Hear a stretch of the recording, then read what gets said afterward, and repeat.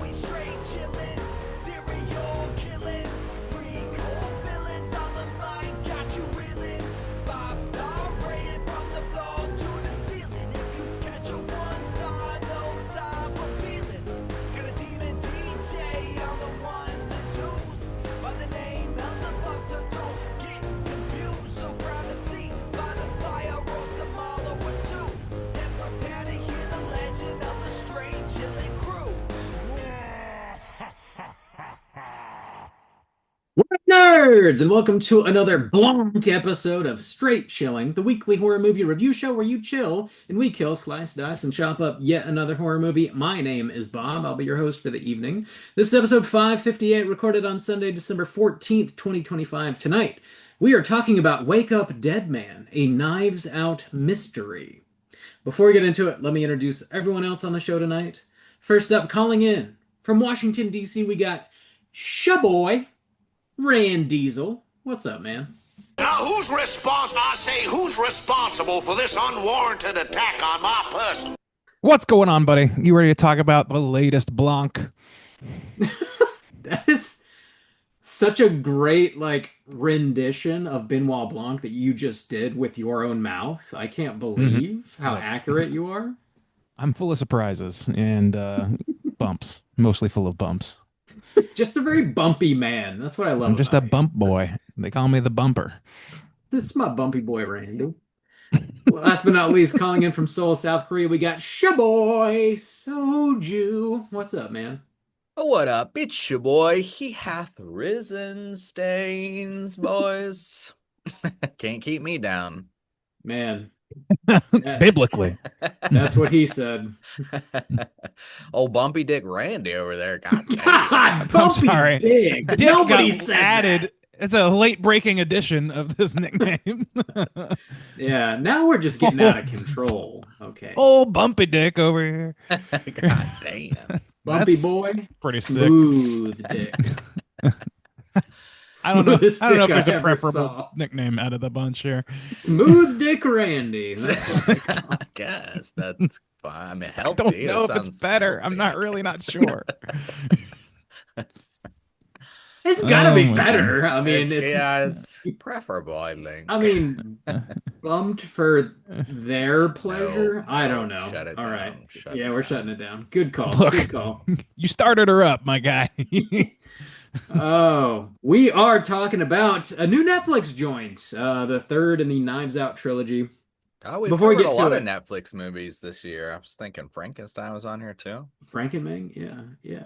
A lot? That's Is a that lot. the only other one, though? Well, Yeah. One There's probably some example, more. two examples Probably. even. There's There's probably some. more on there. I would not be shocked if We- there was a third. We are going to talk about Stranger Things 5 after it's all see? out. That's so- true. That's the next most Netflix property. The most Oh, my Lord. Netflix of all.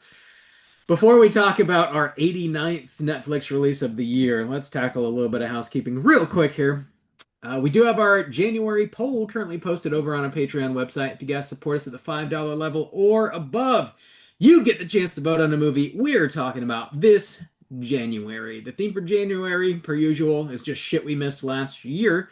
We got 6 movies that came out in 2025 we just didn't have time to get to, and they are Begonia, Companion, Dangerous Animals, Good Boy, Toxic Avenger, and The Ugly Stepsister. Oh, Bob, how those numbers looking? Any switcheroos? No switcheroos, some slight changes in the numbers happening here. There's only one goose egg on the board, and that is, to my surprise, Dangerous Animals, sitting at a goose egg. There's a couple of these I All gotta right. watch, to be honest with you. Maybe Oh yeah. on the old plane ride, maybe they'll have a couple of them on there, hopefully. Yeah, that one's worth a gander. All right. But I think, yeah, that's one of them. Good Boy, too. I haven't seen. Gotta check that out. The second to last place, The Ugly Stepsister, was 6% of the vote. I am That's shocked weird. by that. Me too. I think Shocked. we're all pretty shocked about that one. I'm Shocked, in I tell you. shock. Medical shock. Yes. Somebody help me. And then we got a tie for fourth place here. 11% of the vote sitting with Good Boy and Toxic Avenger. Hmm, okay.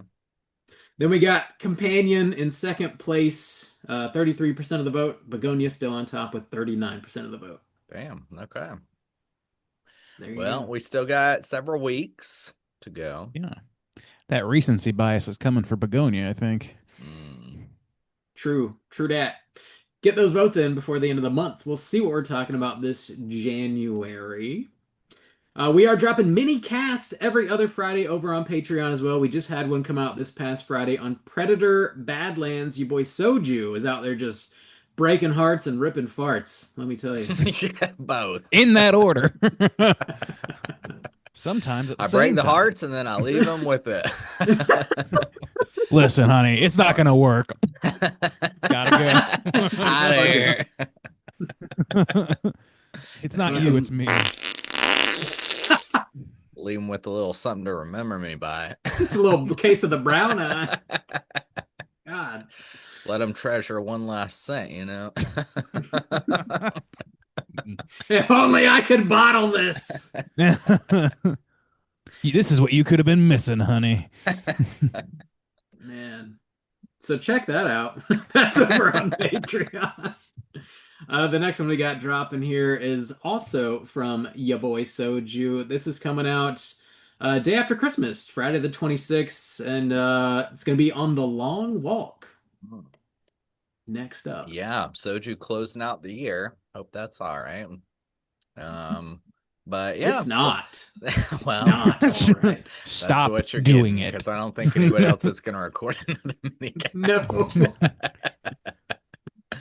So Have to make way for some nothing. Speaking of, we need some minicast for January, boys.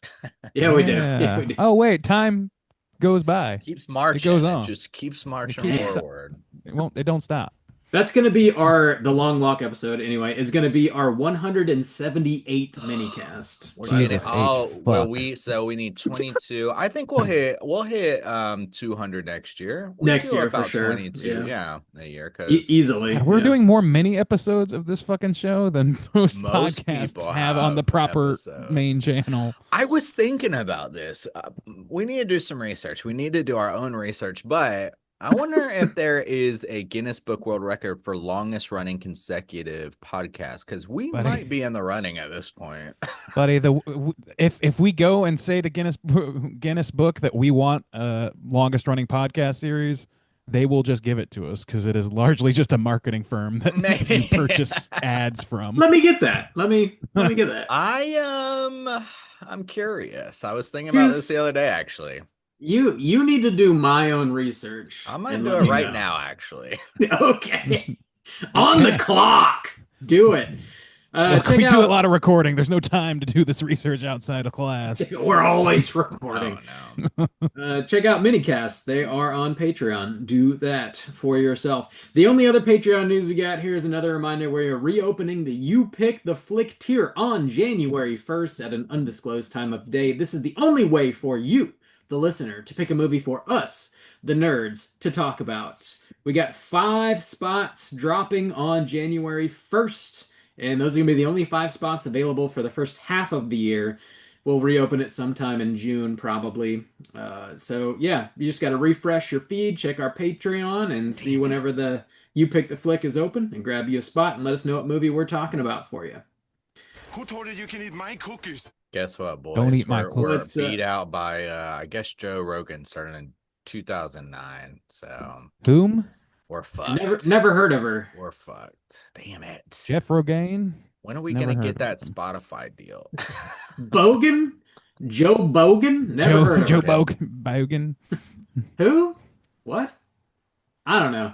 Check our This shit is out the quality on Patreon. content that we bring every fucking week forever.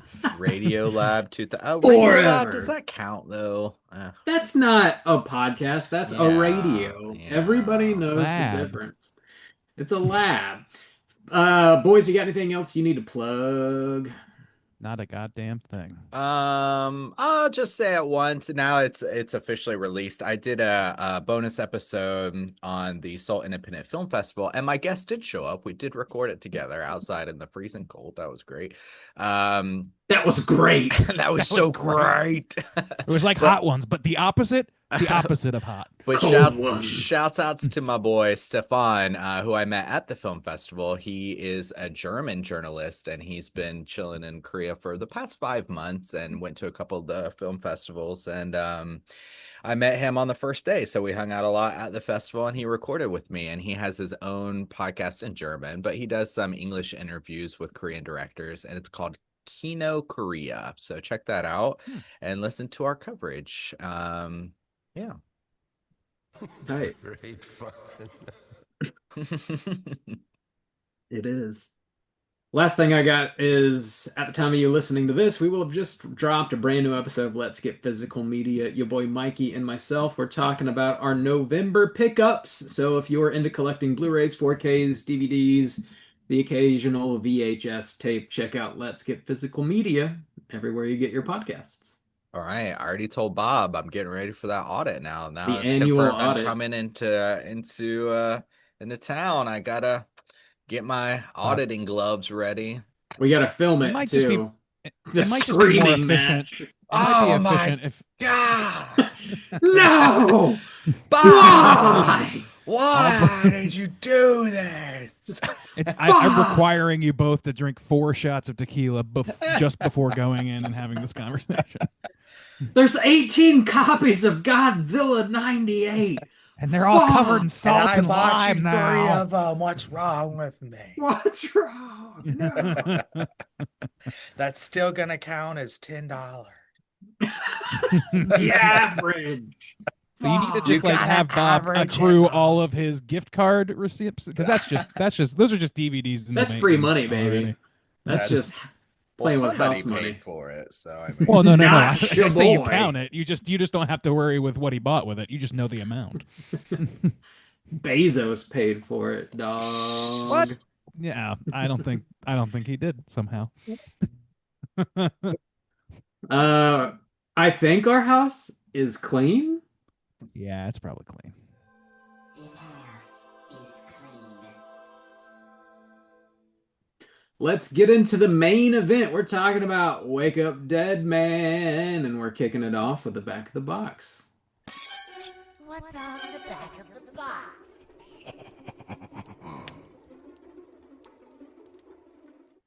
Bob, you can't have this box because it doesn't exist. I doubt it will. That's my guess, right? Wouldn't you assume? I don't know. What's up with the old glass I think- onion and stuff like that? Do they get those? Did they release Glass Onion on?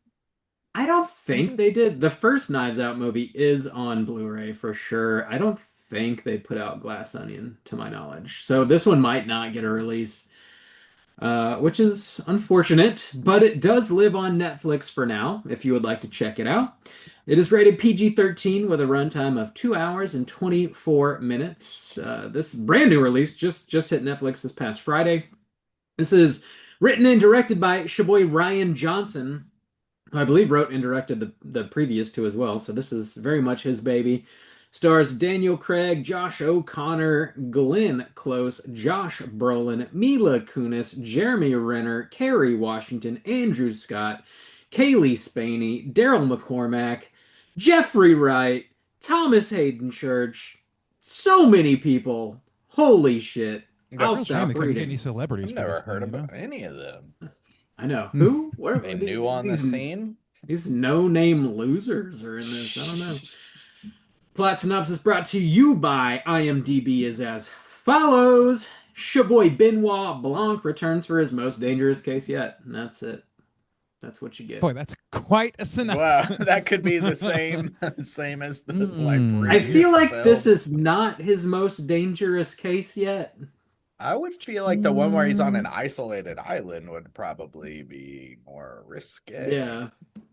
He doesn't. I don't know. I don't think he's in I don't think- danger yeah, I at don't all think there's any ever danger. in this movie. Yeah. That was at the best case scenarios. That was written by an intern that had not seen it and doesn't know what it is yet. Oh, It was Randy, written, like, you weeks ago. sweet But naive child. You know A that. in robot. all likelihood, right? it was written by a robot. Who we all love and respect a lot. Oh. Yes. We all bow to our new AI overlords. Happily bow. Mhm. Boys, brand new movie. Obviously, first time watch for all of us here. Would you recommend folks at home check out Wake Up Dead Man, a Knives Out mystery? Rand Diesel, kick us off. Yeah, I sure would. I think that the this wave, especially coming out of Ryan Johnson, of mystery material, mystery genre material, has been great. And this movie is just another brick in that wall, and I'm not tired of it yet myself. So, and it definitely is the kind of movie that you can probably watch with your adult family at least. And have a good time with it. You know what I mean? It's pretty accessible. This one is a little more grim dark than the other two for sure. The tone is a lot more buttoned up than the previous two, which I think is to its benefit. Keeps it a little bit fresher. But yeah, I think it's worth a watch for sure. Randy loves Ryan Johnson's bricks. Juice, what about you? Yeah, I'll give a recommend. I thought this was pretty good. It's a little long in the tooth, as they say. As one person famously says. They. And but yeah, it's a little out of season as well. I mean, a little Eastery for my taste. I mean, you know. This tastes like Easter. This is the Christmas season tasted after like all. I mean, chocolate so covered malted milk ball eggs. would it kill them No. to release a Christmas mystery? I mean, come Would on. it kill you? Why are they denying me what they know I need? But yeah, I Targeted. thought it was pretty good. The acting here, you know, that's packed full of very talented actors. So yeah, I mean, a general recommend.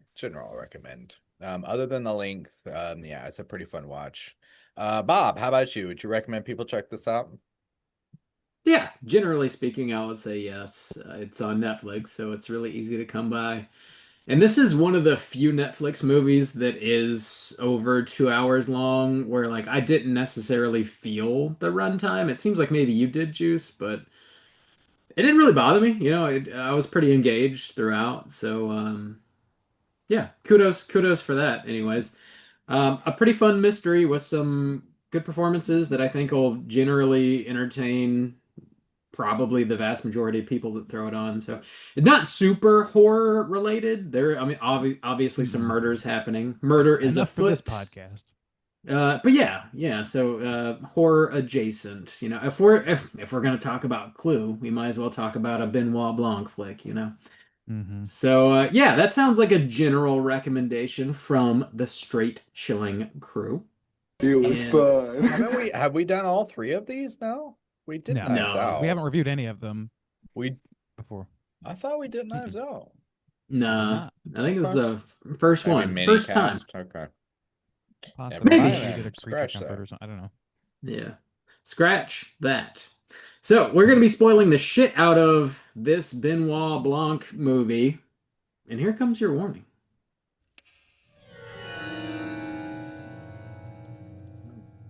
Spoiler warning.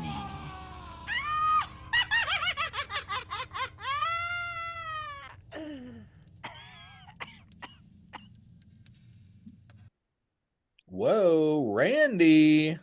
Whoa. Oh yeah, Bob I gotta do a synopsis. synopsis. God, Bob putting us to work this week. I know. Do Ah, something. I'm all frazzled. I'm overworked, overstressed, and now I gotta read a synopsis. We don't do enough around here. Read your words. I do Cooter of the Alright. Week, okay? Cooter I put a of- lot Cougar of of the week. time and thought into that, preparing each week. every single week. Plot synopsis is as follows. Wake Up Dead Man opens with Father Judd, Josh O'Connor, recounting what he calls the Good Friday murder. Assigned to a failing church in a small town in Chimney Rock, Judd serves under Monsignor Wicks, Josh Brolin, a domineering and polarizing priest with a small but devoted congregation. Among them are bookkeeper Martha, Glenn Close, alcoholic Dr. Nat, Jeremy Renner, novelist Lee, Andrew Scott, cellist Simone, Kaylee, whose last name I did not put here for some reason. It's the Spaney. actress's last name, I'm sorry. Thank you. Mm. Lawyer Vera by Kerry Washington, and conservative would-be candidate Cy, Daryl McCormack, and groundskeeper Samson, Thomas Hayden Church. all of whom are potential suspects. Judd clashes with Wicks over his incendiary sermons and forms an unsanctioned prayer group, deepening tensions within the flock. After a heated confrontation, secretly recorded by Cy, in which Judd threatens Wicks, the Monsignor is found dead on Good Friday, stabbed in a storage closet just outside the view of the congregation. The local police chief, Mila Kunis, calls in for outside help. Benoit Blanc arrives and teams up with Judd to investigate. Interviews and discoveries reveal a hidden family fortune connected to Wick's father, the former parishioner, as well as a recording exposing Cy as Wicks's illegitimate son and their plan to retire and close the church. Blanc deduces that Wicks knew where the fortune was, which enables his plan to exit. Days later, Wicks's tomb mysteriously opens, leading to a violent encounter that leaves Samson dead, with Judd awakening and with the murder weapon in hand. Soon after, Wicks's body and Dr. Nat are found together in the latter's home, with Nat also having been killed.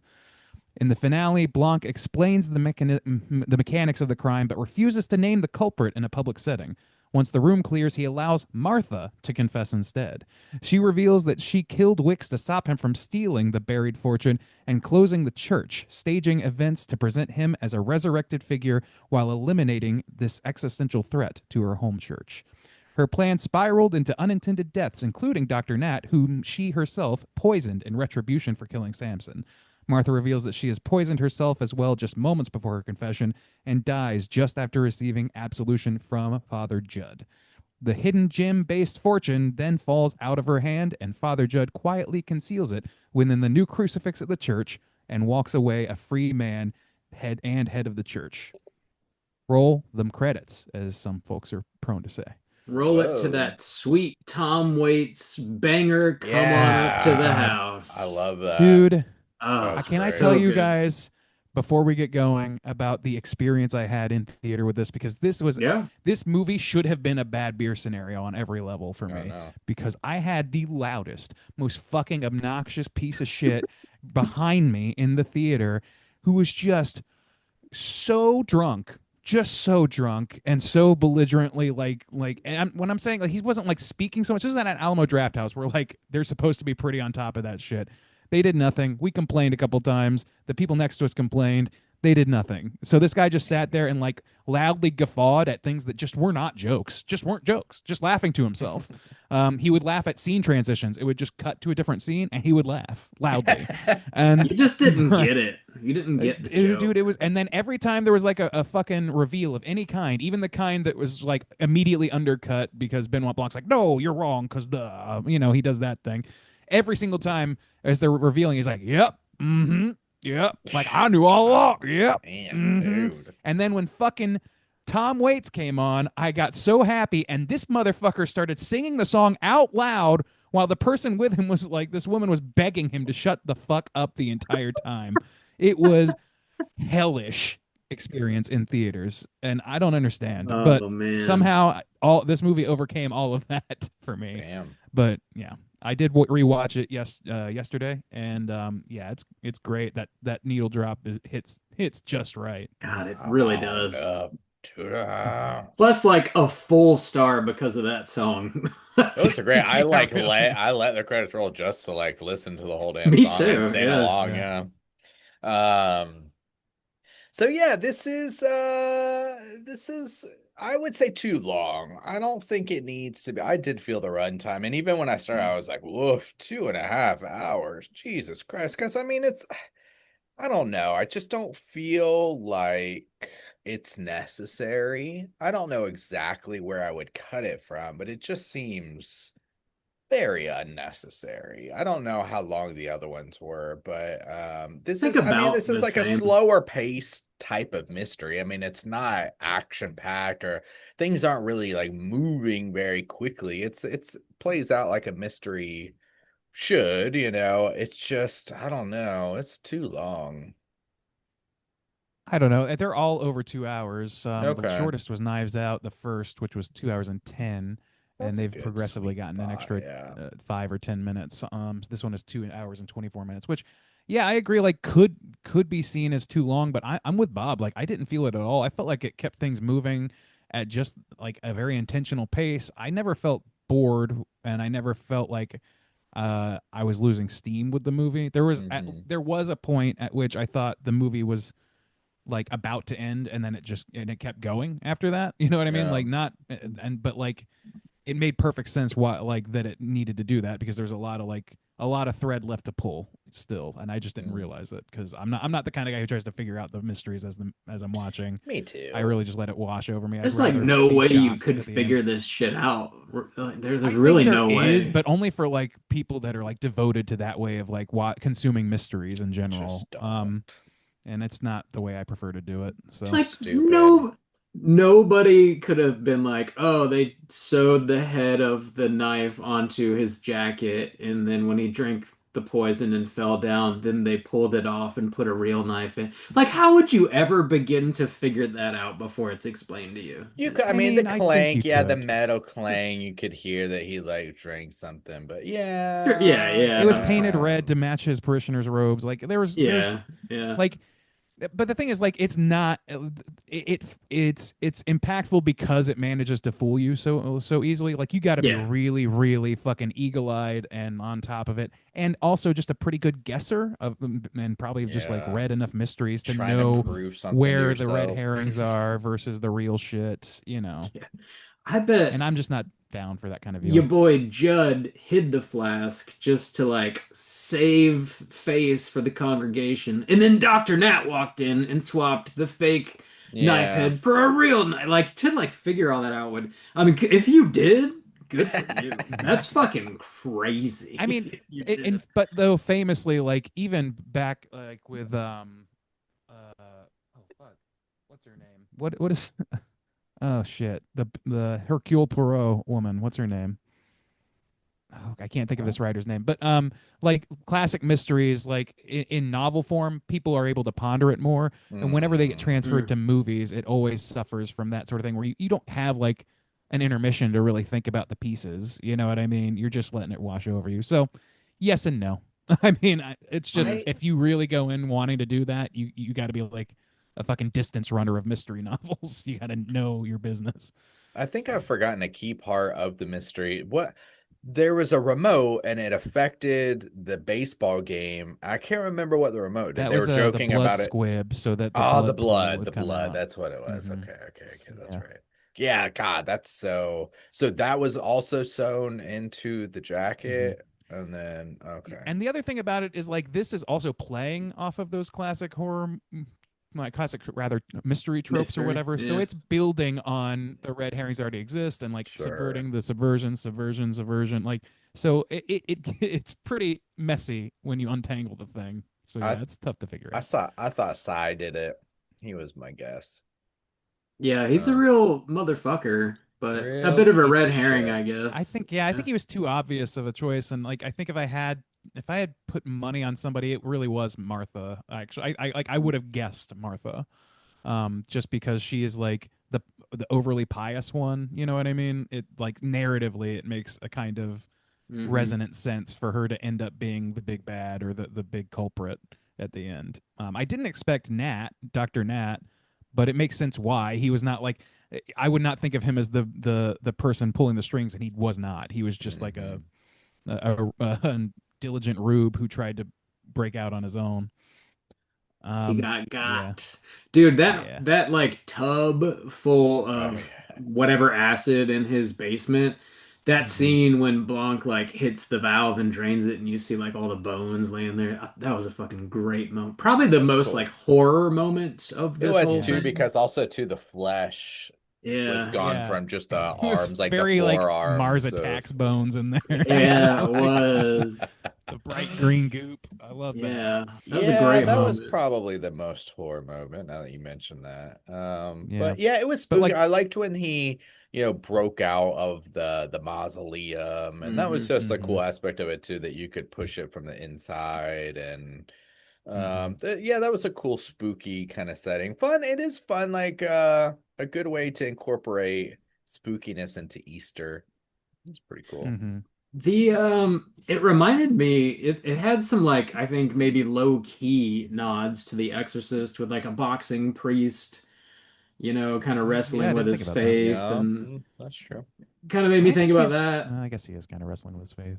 Like, And sorry, Bob, I'm cutting you off in the middle there. also Go ahead. just the like regular nods to the Hollow Man novel.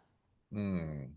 Oh, okay. I was Not thinking Hollow of the Mang. movie Hollow Man. I was Hollow like, did Man. somebody tweak a nipple in this? I didn't miss that somehow. Whoa. Kevin Bacon was in this movie the whole time. You just couldn't see him. Yeah, actually. uncredited. Got his paycheck, baby. Just twerking nips. Yeah, Oh, but man. it's a shame though. 'cause I want to see her nipple. we all know that. We um, know that.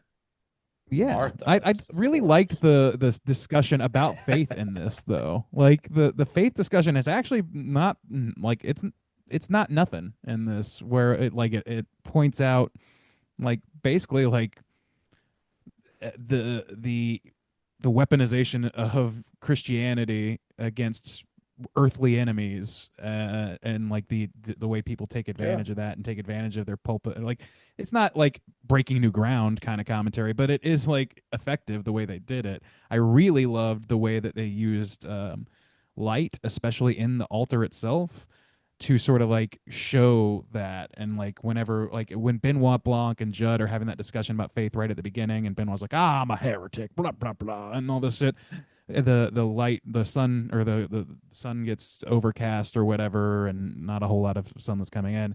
But then when Father Judd starts speaking about his reasoning, the sun right behind him starts lighting up, and it's like it's so simple and so like almost too easy. But they did it really fucking well, and it's like such a beautiful location that it works.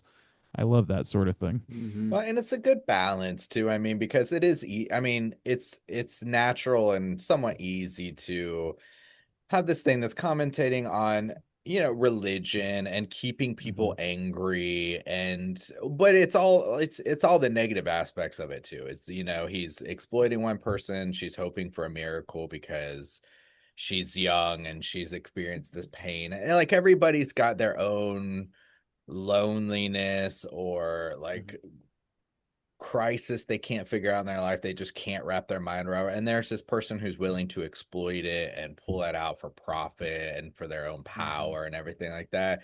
And that's very like, you know, appropriate to comment on that and stuff like that. But I do like how you have Father Judd too, and he's younger and he's passionate and he's like really trying to help, and it seems like most of the way he's losing, or you know, he just tries to make a prayer group and they fucking throw him under the bus, or you know, he really is just trying to get along or do his best, or like really kind of rectify this problem that he's had in his life that led him to his faith. And yeah, I thought that was a really good balance. Yeah, totally. I like. Sorry, Bob.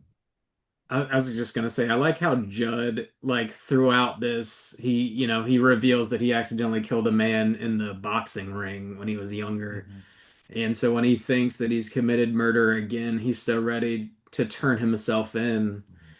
And as he walks into the police station, that scene where Benoit Blanc just like scoops him up and takes him right out, and nobody notices, and he's like, "Get in the car, shut up," because he Yeah. knows he's innocent. That whole moment is fucking amazing. Also at the church towards the end, where he just like cuts him off by playing Phantom of the Opera on the organ, like Yeah. just to keep him I from needed you to be confessing. quiet. Like that's such Yeah. a great moment. The Yeah, I comedy really in like- this is great. Oh, Like there's a lot of it funny is. moments. Yeah.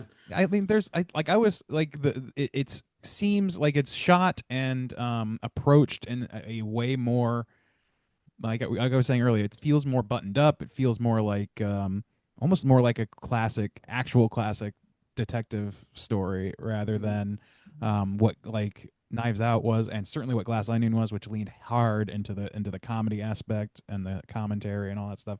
This has the commentary, but it's taking itself a little bit more seriously. But it still has its laughs. It still has quite a few of them. Oh yeah. To go back to Judd though for like 1 second, like I really love this character, and I loved his Road to Damascus moment, how that played in at the end, and like it's really like smartly conceived to have this guy who like in the middle of him doing what he's supposed to do in a mystery novel in trying to find the killer or whatever, he realizes this is not actually what's important to me, and I need to step backwards. And that is what lays the groundwork for what happens at the end. That is what makes him. That's ultimately what makes Martha come forward, is that sort of thinking, is that he was right. He was the righteous one in the room, and she, in her own words, confessed to the wrong priest, the one that wasn't actually going to support her or like continue preaching the word of God once he got his talons into some money. So like, I don't know. I really just love that. It's narratively satisfying, but also like spiritually, it's an interesting way of handling this kind of character. Yeah, I don't know. Yeah. I it's whenever Judd first arrives on the scene, like first gets to his new church, and then he takes Wick's confession. And Wick just goes down the like laundry list of ways and places he's masturbated. Mm. I can't like Get your hand off my penis!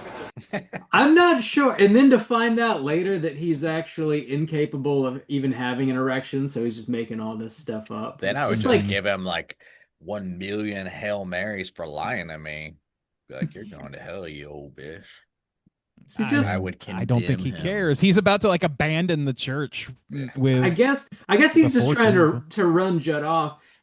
Something that like I was a little confused about is like why he would want to run off every single new congregant, like because they show like kind of like a montage of like new people showing up at the church, and he just like basically berates them until they fucking leave every single time. Well, I think that's a good commentary though, because they do explain it, and I thought that was very interesting. Is because it's like a by making it feel more exclusive, by running the other people off, he's giving the loyalists like he's what they The edge of want or something. superiority. Yeah, it's like yeah, he's giving them a reason to feel like an inner circle, like they're Like, they're protected in a truly way, like faithful. that they made it, that they're in, and it kind of gives them a show. It gives them a reason to feel superior to other people, which is a good feeling for them. It's like So he's yeah, he's and keeping them mad about something. Like he was saying like you have to find a scapegoat, but in such a small market it gets harder and harder and harder. But that's what your foundation is built upon. That's literally how you've gotten this group. And in order to maintain that, you have to keep berating somebody. There has to be some scapegoat. Yeah. So yeah, I thought that But I was also don't think that he's doing it like purely out of that calculation. He is just a mean-spirited piece of he's shit just a son who of a resents bitch. his mother for being the harlot whore, and clearly has a lot of fucking problems that stem well past his management of the pulpit. So like, I think it's like it gives him the leverage, the power to be cruel to people that he just doesn't respect, because he doesn't respect people. He doesn't love people. He doesn't have mercy for people. He looks down upon them. He thinks that he is the righteous one, and if they run off, then it's because of their weakness, and the ones that stay are, they're just proof positive that he's got something to sell. So like, it's as much delusional, it's almost as delusional for him as it is for them. That's how I took it anyway. And like, I don't know, like there's like, I don't know if I don't think there's like as much cold calculation in doing that as there is just like, I don't give a fuck, and people like loving that feeling. Like, that's kind of what this movie is commenting on too, on the broader cultural spectrum. It's like not just finding enemies to trounce on, but just the feeling of detachment that you get, detachment from evil things that you get by vilifying somebody. Like, if somebody else is the villain, then that means you're the hero, no matter what you do. So I think that's in play as well. Well, and I also think it's just like it's not necessarily calculated in that he has found something that works for him, and yeah, he is running out of ammunition, So yeah, he is running out of people, but when he ultimately runs out of ammunition, or when he's getting lower and lower and lower, his plan is just to abandon everybody. Then, oh shit, well, Yeah. like I've got nobody else Well, to the minute he gets criticize. a It's time to windfall. criticize all of them. Like as soon Yeah. as he finds a way out, as soon as he's like, oh, I don't need these people anymore, then they become the target, because that's just how Totally. he naturally is. So it's not calculated in the fact that like he has some long-term plan. It's calculated in the fact that it's like, well, this is what works for me. So I'm going to keep doing it because it gives me success. It gives me power. It gives me influence. It gives me money. And I'll just keep doing it until it whittles down. And then he has to find something else to do. And he lucks into getting the secret. And then he's like, well, fuck it. Now I don't have to protect these people anymore. Now they become Totally. the last of what's left to criticize Mhm. before he heads out the door. It's To like become the his president. yeah. It's like clear that he's like his resentment towards his mother led to the way he preaches, and then the way that he preaches led to the congregation he has, and that led to more resentment and disenfranchisement. Like he's not getting anything out of this anymore other than somebody to slap around every week. You know what I mean? So it's truly a power game with him. That's the only thing that's keeping him afloat. So yeah, as soon as he attains like the one true power in America, which is an unspecified fortune that will and some potential for influence through Psy and his little scheming. I mean, he's gung ho for it. Fuck you, got mine. That's the real principle at play. And that's what ultimately Judd is able to convince Blanc of. And that's, I don't know, I think it works really, really nicely. Um, yeah, I'm a fan of all that. Yeah, me too. Good So shit. I don't know. I don't have a ton of criticisms for this movie, having seen it twice now. I mean, I think that this is always true though. Like some of the characters are a little underutilized, or like I thought Kerry Washington's character was a little hard, like Is a that little the harder for me to author? follow at first. No, no, no. That's The lawyer, I think. I'm talking about the lawyer who Oh, raised oh, oh, Psy, oh, oh, raised okay, an yeah. illegitimate son of not even her Yeah. own father's Yeah, son. there was some, and I feel like that was one of my issues with the runtime, is because at the end of 2.5 hours, it was kind of like what I felt a little bit with Frankenstein, which was another Netflix thing. It was like, with so much time spent, it's strange that it feels like there's not that many characters. And it I feels like mean, it's strange. Like, I don't really feel like we spent much time, any meaningful time with the writer, or kind of like you said, the lawyer, or yeah, I don't really know, other than just being options for the murder, potential suspects. I don't really know what kind of purpose they serve. They I just mean that is the purpose, and felt like like kind of they wasted potential, I guess. I mean, yes and no. Like this again, like that's sort of like a hallmark of the mystery novel. Though you gotta have to have a wide stable of characters. Not all of them need to be super fleshed out. In fact, some of them not being fleshed out makes them more suspicious. You know what I Sure. mean? Like so, like they serve the purpose of causing you to think extra hard and spread the scattershot barbs of suspicion all over the place. Um, so there's that, but also they were bringing the jokes like that.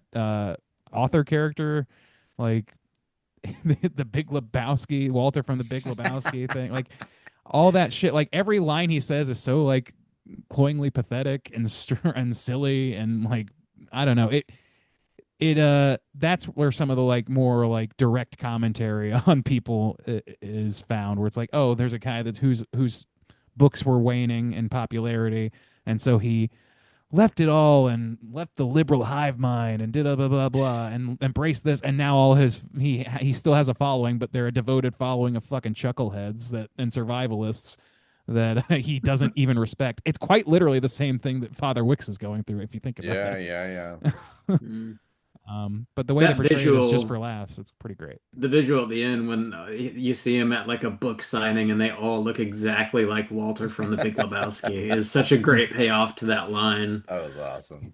Mhm. Yeah, Yeah. very good.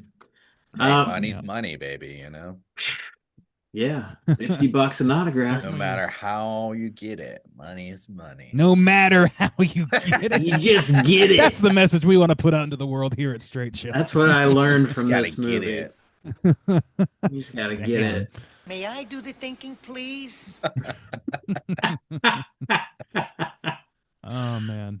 Nice. But yeah, I don't know. Like, yeah, but like, in particular, Kerry Washington, her character to me, like, just where she, like, literally, like, understanding what her role was a little bit more arduous because I just don't think it was.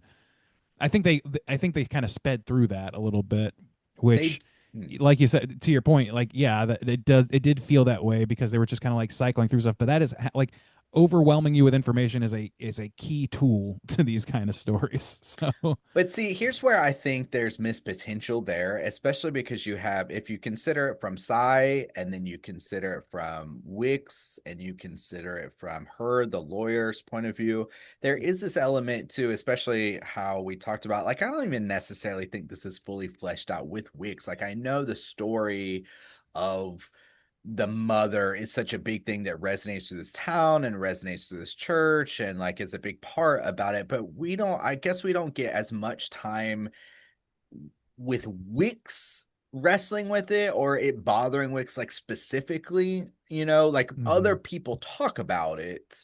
But I mean, from the standpoint of the lawyer, like the reason that she takes on this kid is to prove something to her father. And then obviously the Psy has the same kind of aspect where he has this detachment from his parent. He doesn't know what his situation is and everything like that. So I mean, there is this kind of element of trying to prove something, or having this kind of childhood wound that drives your life, that drives to some sort of like toxicity Magnolia. in your world. Yeah, that I feel like or Frankenstein. or Frankenstein, that's present in enough of these characters that it could have been stronger or clearer or tied together in a better way, and I just don't think that it really was. So that's Yeah. kind of a disappointment. I don't know. I think that like it was to me. I don't expect every single character here to have like a full, like even a full arc necessarily, because ultimately a lot of them are serving as red herrings, and I expect that in a cast like this, in a film like this kind of mystery story. But those bits that we do get are all, as we're identifying now, pretty resonant with the idea of like either absent or shitty or toxic parentage, specifically fathers, and that rolls perfectly in with discussions of faith in Christianity, which is very much a God the Father patriarchal thing, certainly in the Catholic Church. So I don't know, like I think that's pretty interesting. Psy is a toxic masculinity guy. He's he's clearly like embraced all that shit. He doesn't have a strong male figure in his life except for Monsignor Wicks, who turns out to be his real dad, who had just like not embraced him. And as soon as that happened, he's like he wants to prove himself to his dad, even though he was already trying to prove himself to that guy, just for the clout of it all, and because he was absent a father. You've got Kerry Washington, who just took Psy in, believing that to be her half brother, to make her father proud. If he's looking down on me, I think he's pleased, she said. Like there's some pretty direct things happening here. Even Martha, she clearly saw the former Monsignor Wicks as a father figure, and it led her to treat his daughter the way that he treated her, his actual daughter, which was as a fucking piece of shit rather than somebody like with flaws, a real person that is worthy of love regardless.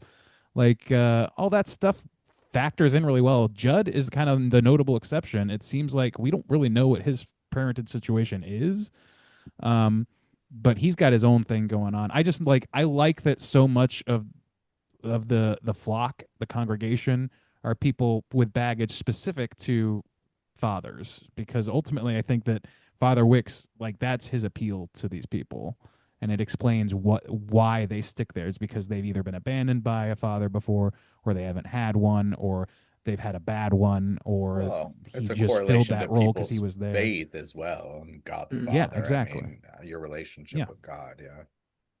Daddy So, issues. I don't know. A Knives Out mystery. Whoa. Yeah, really. Starring Soju.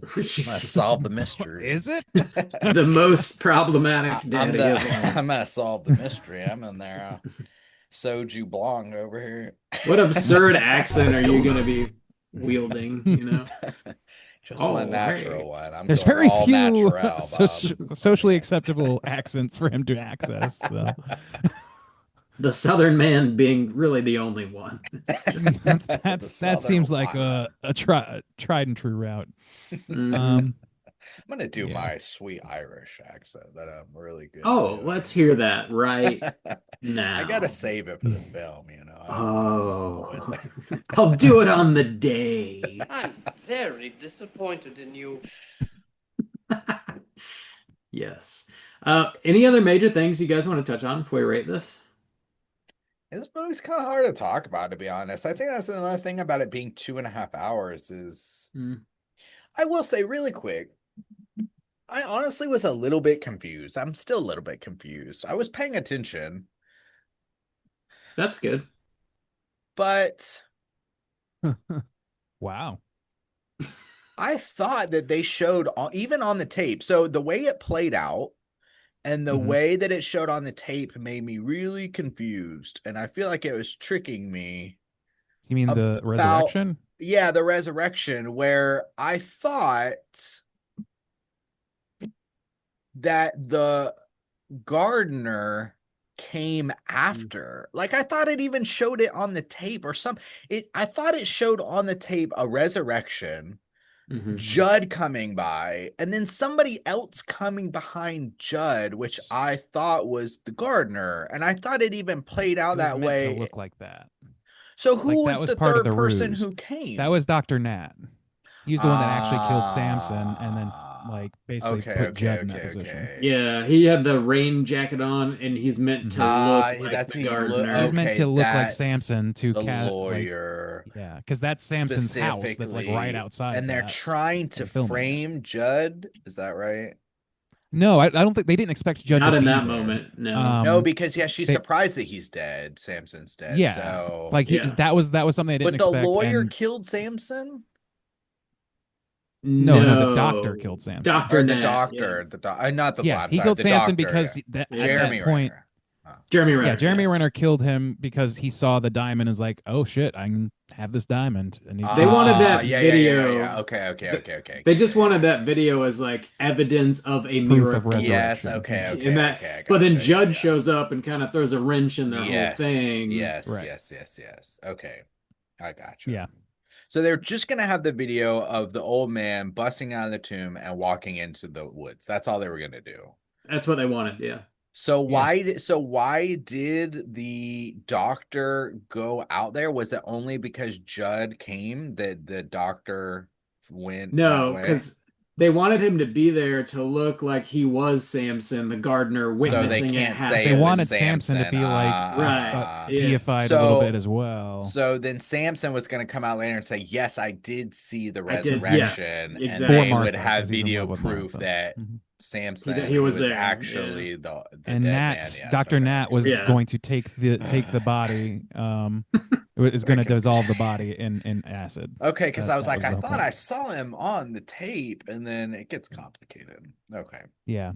He was also This the is one why I that can't stole the guess. other wolf head or whatever. Even when they I mean, explain it I to me, couldn't I guess can't either. Yeah, understand. I've seen it twice, and Even when I they know for sit me sure what down happened. and go step for step, I still can't guess it. There's a lot of shit going on, to be fair. Yeah, you know, I would say more in this Benoit Blanc series than in most, because it is playing to people that are in large part it's written by and for other mystery dorks that would kind of see some of the more tried and true red herring activity for what it is, so they have to go the extra mile with it. I think it's a little more complex than your bog standard mystery for that reason. It's been a while, but I can't remember. I think just from my memory, this is just from my memory, before we rate this, I would say that Knives Out would still be my favorite. And I can't remember Glass Onion well enough to where these would be competing, but I don't think this one lives up to Knives Out. Like, I don't think this one is nearly as good as Knives, or like as dynamic as Knives Out was. How do you generally feel about this trilogy? Bob, you first. I think so. I haven't seen the first two in quite a while. I feel like I would probably go like 1, 3, 2 in my rating. I think Glass Onion is probably my least favorite. I really like the general like setting and vibe, spooky kind of vibe of this one a good Yeah. bit. Yeah. I think the story in the first one might be better but like I said, it's been a long time since I've seen it, so Might go maybe I then need to too. One, revisit three, it. two. But yeah, I can't remember too much about Glass Onion except the setting. Oh, I remember. I've seen both. I've seen them all, like at least 2 or 3 times. I like. Oh. Oh, I'm sorry. I've seen the first two at least 2 or 3 times. I've seen this one twice, and it's like I have a hard time picking a ranking. If I had to, gun to my head, I think I'd go 1, 3, 2 as well. But I really still like Glass Onion a lot. It's just that the thing is like they're doing the thing where they put the famous detective into sort of like into different mysteries, but with a different subgenre in the mix. The first one is just like straight like homage to the murder mystery in an old mansion. The second one, it leans into the comical, and it does the Hercule Poirot. What is that? It goes from the Orient Express to um, The River Nile. the Nile, Death on the Nile, and then that one goes to whatever the Halloween story that is spookier. Yeah, in It follows that Venice. same Yeah. kind of Yeah, it kind of rubric, does. and Yeah. it just sort of infuses it with a different feeling, and it's really, to me, comes down to what I feel about those different feelings. I'm just devoted to the mystery genre self-reflection in the first one, and I really love like the tone, like you said, Bob, the look and the feel and the conversation about faith in this one. And I really like in Glass Onion the conversation about like power and ideas and like the critique of billionaires and things like that. Very on board for that sort of shit right now. So I just love all of them, and so I have a really hard time like saying like without question this one's my favorite. It really comes down to a game of inches for me. Cool. Yeah. Randy, speaking of inches, let's go ahead and rate this thing out of 5. Bumpy inches. Ray, kick us off. How do you feel? Out of 5. The name of this movie's so fucking long. I never want to say it. I don't like it. That's the thing I will critique. Wake up, dead man, a Knives Out mystery. How do you feel, Randy? I don't like the title.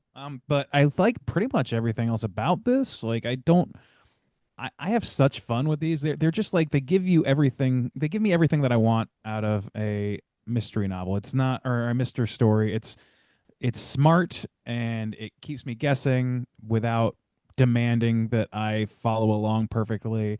It gives a lot of self like it's what is it, self-effacing in a lot of ways. Like it knows what it is and it doesn't mind poking fun at itself a little bit.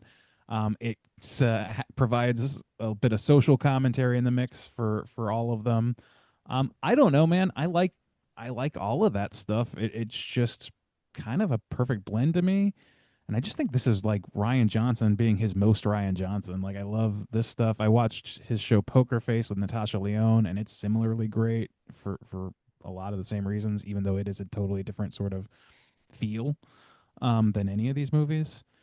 Glad Yeah, Star I don't Wars know, didn't man. ruin him. I don't have a strong opinion about Star Wars anymore. Besides, I don't want to have an opinion about Star Wars. So fuck that. What is Star Wars? Yeah, Never heard of her. I had enough of. I had one too many Star War, and now I've had enough Star War. Yeah, I don't know. Ultimately, I don't have a lot, like I said, that I want to that I can pull on to critique this. There's a few nitpicks I can make, but ultimately, I just really, really like it. And if there's some recency bias at play, of course, I'm gonna give it a 4.25, room to grow. The reason I'm giving it lower is just because I feel like I feel like once the afterglow wears off, maybe it'll stand to drop some. I don't think it's going to go too much higher up, so I'm giving it that room. I'm dropping it lower than I actually feel it out of anticipation for that. You said if that makes sense. 4.25? Yeah, I feel really good about it. It's as a horror movie, it's just not. But I'm discounting that forever Randy. and ever for this Murder. podcast. And mystery. Like So, Scooby-Doo. That's it for me. 4.25. And, yeah, That's fine. They say Scooby Doo shit in They this, do, so right? it's a horror Scooby film. Doo, a horror. Bob, why don't you go next? Oh Be shit! our Mr. Meat today. Hi, I'm Mr. Jackpot. Meat. Yeah, I have a good time with all these movies, generally speaking, and I think it's great for a Netflix sit, like going to the theater to watch these I mean, they do look good, so it might be worth a gander in the theater, but I think I loved it in the theater, minus the fucking dickhead. the fucking Personally. asshole. Yeah, they're fun to watch at the house though. These mysteries are just always very fun and intriguing, and they're a good sit. Benoit Blanc's accent, I think, does sort of like come and go a little bit in kind of all of these movies. I think it's a little dodgy sometimes. But it doesn't like really matter that much because he is kind of goofy, so it works on that level. I like that these movies don't take themselves like super, super seriously, and they do lean into the comedy. Man, that when they're at the morgue and they see Wick's body on the slab, and then the coroner's like, "Oh, we gotta flip the meat," and of course they have like a sandwich Always in their eating. mouth while they're doing it, and just like so nonchalant. I don't know, that shit cracks me up. I really like the spooky setting. The church is like really badass. You see like, the mark where on the wall where the cross was just sort of like looming over the whole scene. I just really love the whole idea of this like priest dying in the church and them trying to like figure out exactly what happened. It's all pretty cool, all pretty spooky, great performances across the board. A really like amazing cast, just very entertaining. Just like at its core, it's just like really entertaining. It's a good time. I don't really have any critiques. I love when Netflix does churn out a movie that's a little long in the tooth and like I'm like on board with it and not like bitching about the runtime, which I feel like is very rare. But these I'm You kind of really down bitch a with. lot. I love to bitch, let me tell you. So yeah, I'm gonna come in a little lower than Randy on this, but I think a 3.75 is where I'm gonna land this plane. So Juice, how do you feel? I guess I'm the lowest today. I like these movies. I like Knives Out a lot. I think Knives Out is really good. And I do like the kind of spooky nature of this one. I think it's well written and well acted. It's a fun experience. But to be honest, I was like, I haven't thought about Glass Onion in forever, and I think I probably enjoyed watching that one as well. But they just don't leave as much an impression of me. I treat it more. It's kind of like the difference between. This feels more kind of like a ride, almost like like an amusement ride. It kind of feels I get like that. where it's just to experience it. But I'm not gonna like, okay, you go and you wait in an amusement ride and there's some story and they explain some shit to you, but it doesn't matter, or like it doesn't linger in your mind. I don't leave a theme park ride thinking about the story that just unfolded and how it ultimately ended up and how it tied into the ride. It's just, I feel like these mystery type of movies, I experience them. They're fun for, a couple hours. They set a mood, and then I really never think about them again, except for Knives Out. And that's just kind of how I feel about it. I feel like even I just watched it like a couple days ago, and even it's hard to talk about because I'm like, I don't know, like what's going on here. It just kind of that's happens. no different than a lot of movies, though. Like that's the thing. Yeah, that's true.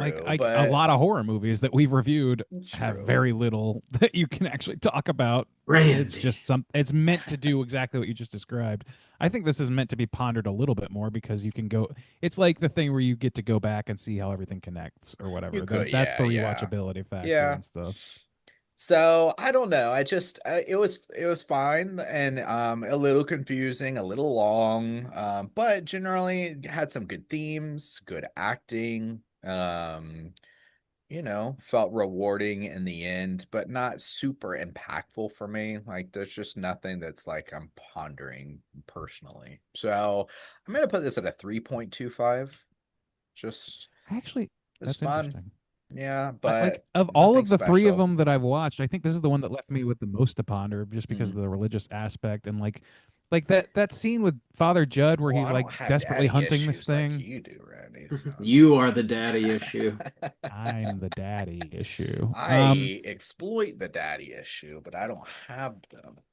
Jesus. Don't have daddies? I think you do.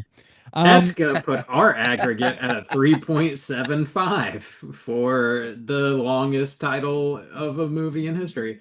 I don't like the a Knives Out mystery. You don't need that Mm. shit. No. Well, yeah, but they do need to tie it to that because honestly, when y'all were talking about it, I was like, I don't know what this movie is. I don't know what y'all are talking about. It really does tie it into the franchise. Wake Up Dead Man, a Knives Out mystery. I Yeah, don't it like the is Wake Up pretty Dead bad. Man either, like as a title. Yeah. Glass Onion was like oblique and strange and it ended up making perfect sense with the plot or Glass Onion. whatever. Like So, like Glass Onion now, 3 years later, even though I haven't thought about it at all, when somebody mentions it, I know exactly what it is and what franchise it fits into. I'm gonna forget this tomorrow that it's called Wake Up Dead Man, and in three it's just a years, bad when someone title. mentions it, I'm gonna be like, I don't know what you're talking about. Wake Up Dead You Man. know, a Knives Out And be mystery. like, that sounds like some post-hardcore band from Wake up, Dead Man. 2012 or some shit. Hell yeah. Cool. It does. 3.75. Let's jump over to our Rotten Maters segment, see what the critics and users have to say. Certified fresh to death. All right, ladies and gentlemen, this is the Rotten Tomatoes segment in which I'm going to have these gentlemen guess within the best of their abilities what the aggregate positive score is on RottenTomatoes.com. Starting with, of course, the tomatometer or the critics, and then moving on to the poopometer or the users. So let's go with Bob today to start us off. There are 262 critic reviews of this film. 262. What percentage would you wager are positive reviews? I feel like this whole franchise is just positively received kind of across the board. It's my feeling of it. So I think this is going to be pretty high. Probably not in the 90s though. Maybe somewhere in the 80s. I'll take let's take like in 83. 83. Okay. Soju, what about you?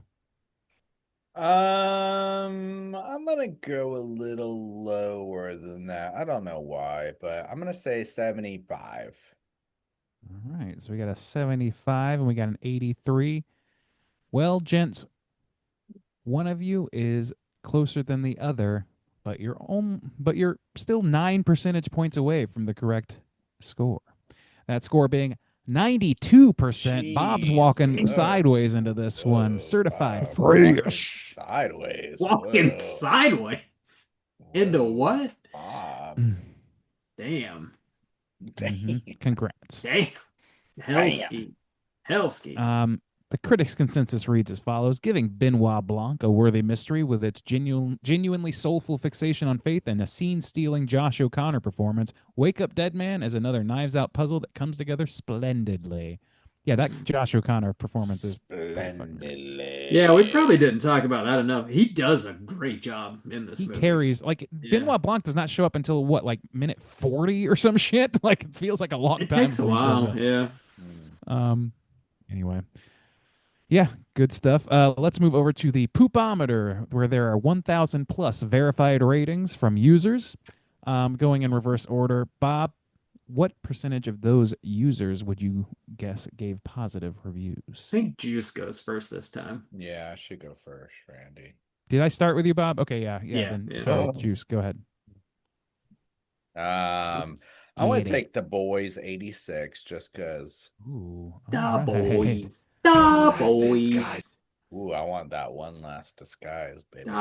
Boys. Boy. I'll What? say Um, boys. Okay, we're devolving. Okay, Bob, now you come in. Tell us what you think. What percentage are positive? 1,000 plus reviews. That's a lot of reviews. I feel like people dig this shit. Man, the boys. That's pretty high. Is it higher? Maybe. I'll take 88. Project 88. So maybe we can tie. I don't have a bump for that one. Sorry. Yeah, 88 from Bob, 86 from Soju. I believe 8 percentage point difference here. Is that right? No. What? 6 percentage point. What the fuck? I can't do math. I cannot do math. Certainly not when I'm trying to speak. The correct I'll do it answer for you is real quick. 94%. Bob's Oh sweeping. my god! 94% certified hot. It's What the? What? Popcorn's hot, huh? We Popcorn's sweep and hot. ski tonight. Damn, Yeah. I am blown away by that. You I should don't know be why. This blown is such a away. crowd-pleasing franchise. The shocking thing to but me this is that movie is not super crowd pleasing. Like it's positive. I thought it enough, was. but- People clapped at the end of the fucking run. Maybe that was just because that dude finally fucking left, but there were some claps. Damn, this is not clap worthy for me. No. No, I refuse to clap. I've seen people clap at some that's dumb so shit. unlike you to not Actually, clap. no, I clap at anything, literally anything. Sure. It's what you do. I do. I start the clap. I am the clap. Come on, everybody, let's show support to the people not here. I am the clap. I am the clap. They call me the clapper. That was for different reasons, though. Soju the clap, the man. The clap. The clap, the man. Yeah. Y'all remember There it that? is. What was that? What was that like spin-off movie? Get Him to the Greek or whatever, and they had all a bunch Yeah. of songs, and one of the song from the like fake band that he was in, and one of the song was Oh, about yeah. the clap. I think it was called the clap. Got it off the back it of the was like, toilet we seat. got the clap, you got Yeah. the clap. That Oh, shit's yeah. That shit's ridiculous. It's like a pop song. Very stupid.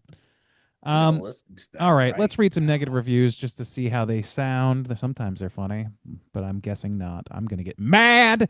Here we go. Make Three me films laugh. in, films in. That formula is fraying. The quips come as thick and as fast as any Marvel film. The detailed explanations are very self-satisfied. There's very little depth to the ballooning cast. I mean, I don't know like how that's different from the first one, truthfully, but Yeah. whatever. You got the clap. You got the clap. Let's see. One more negative. The plot of Wake Up Dead Man is fatally cluttered, and the story winds up in a blur of exposition that's not particularly clever. I don't know what this person's looking for, but that's fine. All right. Nothing fun happening in the negative. reviews, Hilarious. I'm sorry to say. Bob, or sorry, Soju, you want to take some trivia for us? Yes. All right. Here we go. It's totally time for trivia. All right. At the end of Judd's letter, he says he has been writing it for the last hour, and that voiceover reading occurs 1 hour into the movie.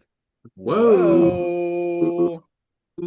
That's just good. That's just good timing. I don't think I really knew this, or maybe I did and I forgot about it. But it says, like its predecessors, it was named after a song. Wake Up Dead Man is from U2's 1997 album Pop.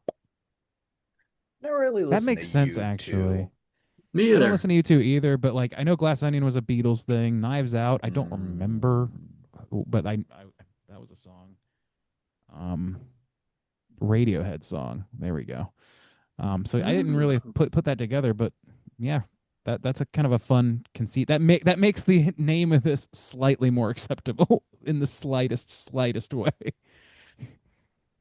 So I don't know where this ended up. I mean, I do know where it ended up, but like there was a big push and pull back and forth between like this getting a theatrical release, and it was supposed to be more, it was supposed to be less, whatever. But it says in August 2025, Netflix announced that the planned theatrical release would be scaled back from earlier plans, and the film would only have a token theatrical release instead, before going straight to the streaming platform. Apparently, neither director Ryan Johnson nor Daniel Craig were very happy about this decision. And then, so it says in September, so they fought for it to get a wider release in cinemas. But this this two piece of trivia, this one says, but their wishes were overruled. Next piece of trivia says in September 2025, Netflix finally caved into Ryan Johnson and Daniel Craig's demand that the film get a theatrical release and agreed to give it a 2-week theatrical run before going to streaming. So I think it's gone longer than that though at this point, Oh, because really? I saw it like I want to say 3 weeks ago now, and I believe it's still playing here. I could be wrong, but I don't know. Maybe they just saw the dollar signs, because I was in a packed fucking theater. I can tell you that. Whoa. Okay. Packed with dildos that can't shut up. Whoa, from Spencer's, neon dildos from Randy's Run at Spencer's.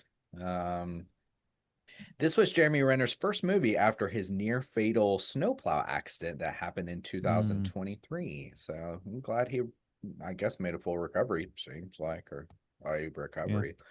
So, ooh, that's scary. The crucifix that Glenn Close wears in the film was given to her in real life by her father, and is the same one she had in the film House of the Spirits.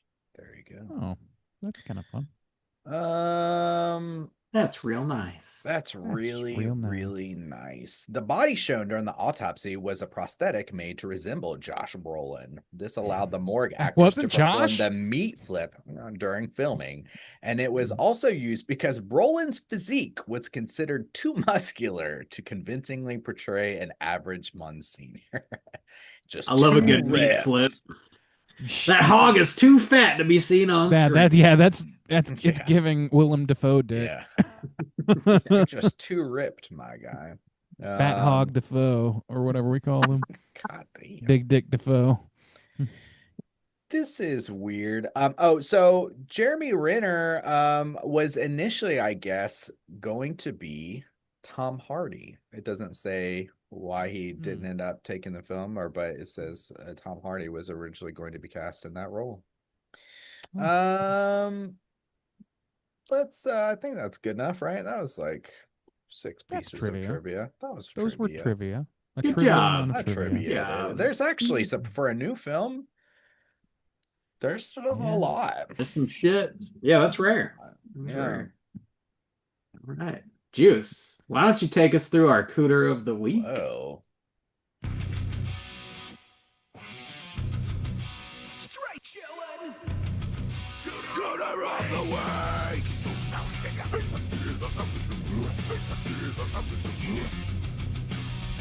What is a cooter and why do we hunt them? Ooh, I'm really working hard this week. I'm working so Yeah. hard I might have to take next week off. We'll see. Earn that pay. Oh, Cooter's a character type and a straight chillin' exclusive. Cooter has to hit 3 of these 5 points to be considered a cooter, but we want the cooter with the most points. The 5 points of cooterdom are sexual deviance, manipulation, smug arrogance, overall look and attire, and overall patheticness, boys. I think we got ourselves some cooters this week. Maybe more than one. Definitely one. I feel confident we got one. I think you must be thinking of our good friend Monsignor Wicks. Let's go. Monsignor It's Soju. that I should have week. come in with Monsignor Soju. Damn it. No. Damn it. Sorry, Roll you're- it back. Roll you're the tape Soju to back, clap the Bob. man. Let's do it again. From the top. What up, nerds? We got the clap. You got You the got the clap. So Oh, sexual yeah. deviancy. Our boy, Talking Mr. about- Parishioner, So, Jerking it yeah. constantly. he sired a father, or sired He a child. sired rather. a He- father. Maybe he'll be a father one day. I We don't know. sired my own father. Mm. That's weird. Don't think too hard about that. I mean, he's banging his grandma. Too late. God. Did a fry. It did a fry He from did a fry. Futurama. It's a real chicken or the egg situation. It is. Hmm. So okay, sexual deviance, manipulation, Yes. Oh, smug yeah. arrogance. I think he hits all the Oh, big yeah. ones. For Three sure. back to so boom. Yeah. Got him. Yeah, I don't think they need explaining. Overall patheticness. I don't know. I mean, yes, I think his whole ethos is kind of pathetic, Pretty but that's more just like pathetic, my yeah. opinion on him. How threatened he is by like people having a prayer session is pretty pathetic, right? I mean, Hmm. just, Yeah. like his need for that type of control and stuff. Also, too, I mean, this is manipulation, but the girl with the wheelchair, like that's like super pathetic. Oh, that's to, so like... fucked, fucked. yeah. Yeah. Yeah. That I mean, And then, all right, you gotta so be fucking yeah, I mean, you gotta be a real piece of shit to do that. real piece Looking of at shit. Tyre, I think he's wearing the proper uniform, so whatever. Yeah. But Yeah. All right. Is there anybody else? How let's see. I about mean, yeah, Dr. Nat, maybe. I mean, the he's got doctor, patheticness the down good pat. doctor? Patheticness. Actually, him and Lee, whatever, the writer, both have patheticness on their docket, I would say. manipulation. He's the one who's Oh, yeah. conducting this whole kind of plan. Yeah, he is. Well, and he tries to frame Father Judd when he decides to take the Mhm. plan into his own hands. He tries to manipulate Martha. He fails at those things because he's pathetic and terrible at it. But Does he have a smug arrogance to him as well? I don't think so. I think he's too downtrodden. It does say, although we don't see a lot of it, that he's getting Father Wicks is convincing him to be more and more resentful towards his ex-wife and towards women in general. That's right. Women in which, general. like, yeah, ex-wife. yeah, That's his whole so, thing. like, That's right. I forgot there's about an that. arrogance to that, generally speaking, but I don't know that he exhibits a lot of that besides just being pissed off at his Yeah. ex-wife and pathetic about it. Oh my god. Sexual deviancy, not so much either. Not a whole lot of rope to hang him with there. Trying to get his ex-wife back, boys. He's giving that divorced energy hard. I know. You just gotta Real go hard. scoop up some new ladies, my guy. Hop on down to the store and grab a pack. Just Pick the some up. store. Bob, you where do you gotta- shop? You gotta find the ones who got those daddy issues, Oh my god. Daddy issues surplus store. You Those got really make problems? strong, good, long-term relationships right there. Yeah, that's So right. the key to a good long-term relationship is breaking them as quickly as possible emotionally. God damn, Randy. Jesus. I'm starting my Manosphere podcast this week. Welcome to Sigma Cast, episode 1. Lambda. Welcome to the Here's Lambda my guest, boot Soju camp. the Clap the Man, going to tell us why the fairer sex The need man. not apply. Never wear protection. That's the number one Never. rule of being a man. I Unless literally you're saw a one of these beta fucking dipshits bitch. tweeted something like, if you have a girlfriend in 2025, you're just gay. Like, I saw somebody legitimately post that, and I was like, you guys are the I won't wipe my ass because I can't touch my asshole or else I'm gay of people. That's Jesus Christ. the amount of the amount of mental gymnastics to justify your absolute fear of Damn, every I need woman to around get in you on is this insane. scheme. I can think confirm. I think I Literally, could- there's nothing too unbelievable that you can say that won't garner you fucking All right, Patreon if you supporters. I guys guess see we're me rooting on a for that, so- Manosphere podcast in the near future, just know it's 100% bullshit and just trying to take people's money because they're It's for stupid, the and I money. should take it. The If someone's straightest going to thing- take it, it should be me. The straightest thing you can do with your own asshole is make sure it's full of shit. Just going to try to be as Yeah. outlandish. If you as wipe your possible. ass, you are a homosexual. You might as well Deserving put a of God's dick in wrath. A man needs a scent, okay? You got to establish your scent to send out to the Your women to scent. pick up on. My scent is poopy. You want it That to is be the as scent I loud want as to exude. possible. The manliest scent. Poopy out of your It beehole. shows that you're not gay, that you don't touch your own ass. When you smell like boom boom that came Ladies out of your love it. beehole, that means you're the biggest man in town. If Don't you let hear anybody me tell you saying different. these things in the future, just know it's purely for taking idiots' money. Please. think this is gonna Ladies be will a- chase you respect me. down. This is going to be the Metamorphosis version 3 of the show. It's going to be us doing this bit forever. That's going to be episode 1. very Establish your profitable. manly scent. They literally made fucking like dick tanning machines. Like, there's nothing you can do that is not that it like the world is a self parody. Why You are cannot you parody tanning these. your dick? Because it's manly. I don't know. I need to get in on this. I got to. God That shit- damn, yeah. dude. If someone's Yeah. God, these guys got too much money, and I They're need to well take past it. dick and boner pills at this point, and all the way into the fucking tanning Dude, salon for oh your my junk. God. We It's- need to it's sell like temporary ridiculous. tattoos for your dick, to give it a really more a manly feel, One that says "Wake up and smell the coffee." It's a morning in America. Just so they feel really good about their length and girth. Oh I think Wix is our cooter of the week. I think we got Oh yeah, him. we're doing a show. I think we got him. yes. Way to keep us on the rails there, Bob. I'm trying. You're- Let's talk about what we've been watching this week. Okay. Hey, gang, what you been watching? Rand Diesel, what you been watching? Quite a bit because we've got a little backlog going for a few weeks here. Still watching Pluribus, and I've been enjoying it. Although there's a lot of folks that don't like the pacing of the show, I'm perfectly fine with it. I like slow and steady character study type stuff, so it's up my alley. I did watch Home Alone 2, The Deuce, which I think is maybe just like a personal favorite, even though I think it's an inferior film to the first one on a nuts and bolts level. But I love Christmassy New York. Like that, there's literally when I had cancer as a kid, my dreams come true, make a wish thing was to go to New York City because of this movie, because I watched this movie and wanted to go. So yeah, I really love Home Alone 2, and I enjoyed it quite a bit.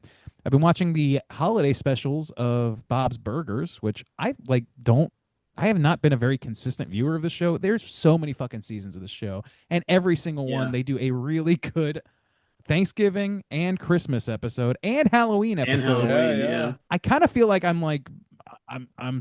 should have been paying more attention to the show this whole time, even though I have watched it I've watched at least 4 or 5 seasons, and I feel like I haven't done my due diligence. It's great. You're a failure. I watched Curtains with Joe Bob while I was wrapping some gifts. That was kind of fun. And then Krampus as well, again while wrapping some gifts. That movie just gets better every time I see it, I think. And then The Holdovers, which I had put off. I missed it last year. I missed the boat for a Christmas showing of that last year, and I finally got around to it this year. And that movie fucking rules. That movie feels great. It feels like cinema with like 3 A's and an H. It's great. I don't know what else to say about it. And then I have been playing through Hades 2, like I mentioned before, and I'm still loving the shit out of it. I just beat Chronos for the first time, and it's quite fun. I'm nowhere near done playing it either. It's so fucking addictive. And then last but not least, I'm going to mention a couple of shows that I got to go to, a couple of music shows. I got to see AJJ and Cursive live. That was fun. I'm not the world's biggest Cursive fan. Like, I know, like, there's like one song, that song "Art Is Hard" I love. I loved growing up. But and Ugly Organ as an album I was okay with, but I didn't really keep up with them and whatever. But AJJ is like a folk punk duo, sometimes more than that I have followed for fucking years, since I saw them at the Fest in Gainesville, like in, God, I don't know, like 2010 or something. I love them, so I went to see them. They opened up, and it's always funny seeing people watch them who aren't familiar with them, and they're like, "What the fuck?" Like, what is, like, it's just like dude kind of yelling and like strumming the shit out of their acoustics and their cello, like, or upright rather. I don't know. I loved it. And then last but not least, I did finally get to see the Beths from New Zealand, who I've been listening to pretty extensively this year, and apparently are like way better known. I came upon them through the algorithm. It actually served me something I liked, and I've been listening to them ever since. Since they had a new album coming out this year, I listened to a lot of that, and they put on a great show. It was a lot of fun. I recommend both. Recommend all three of those bands. So yeah, that was it for me. Soju, what about you? I've been watching some Christmas specials. I watched Home Alone OG. They're both great. They're really fun to watch one and two back to back. But yeah, the New York does have that special New York aspect, and of course it's got Tim Curry in it. So I mean Yeah. that's great. So Yeah. but I haven't Huge. watched two yet this year, but I'll probably watch it. I also watched Muppet Christmas Carol. So that was nice, especially since we watched Scrooge, was it last week? And yeah, I definitely prefer like a Muppet Christmas Carol for sure. And then I've been going through the old finally. I think I said I would wait, but I just been watching it for like lunch and shit just to because I know we got to get there eventually. I've been watching the old Stranger Things. The one we're gonna talk about, 5. Is it 5? Yeah. Yeah. Dude, there's some characters in that I just don't like. I think I'm ready to wrap this whole Stranger Things up. I'm ready to move on. Move on with my We're life. doing it. We're I wrapping it up. know. I'm ready to move on with life. From your mouth to Netflix's ears, they just Uh, canceled season 6 because you just weren't interested. I anymore. know, dude. I don't like. We'll talk about it when we cover it, but I don't like the character of Robin. I just never have ever since she was introduced. And this season, I'm just like, Jesus, I can't take it anymore. I feel like I don't they remember who that is. So I just, Ethan Hawke's can't. daughter. Yeah, Oh, I just the way that she's it's not necessarily how she portrays it. It's like the way the character. Yeah, it's the way they're pretty yeah. terrible. It's really terrible. It's noticeably worse to me, anyways, in this season. That's So how it's I've like always she felt. just really Feels consistent to me. I just can't Yeah. take it anymore. Oof.